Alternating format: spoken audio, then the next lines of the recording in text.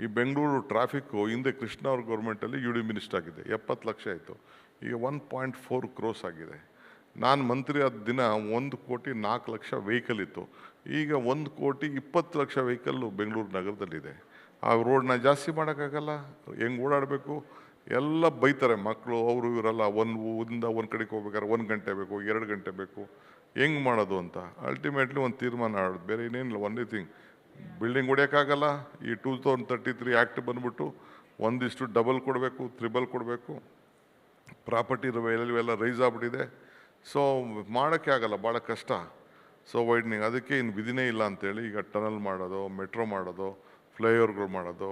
For the first time in history 1,00,000 ಕೋಟಿ ಬಜೆಟ್ಗೆ ಗೌರ್ಮೆಂಟಲ್ಲಿ ಹೆಂಗೋ ಏನೋ ಮಾಡಿ ನಾನು ಗೌರ್ಮೆಂಟ್ ಗ್ಯಾರಂಟಿ ತೆಗೆದುಕೊಂಡು ಸಾಲಾಗಿಲ್ಲ ತೆಗೆದುಕೊಂಡು ಅಟ್ಲೀಸ್ಟ್ ಒಂದು 10-15% ಸಾರ್ಟ್ ಔಟ್ ಮಾಡೋಣ ಅಂತ ಒಂದು ಪ್ರಯತ್ನ ಮಾಡ್ತಾಯಿದ್ದೀನಿ.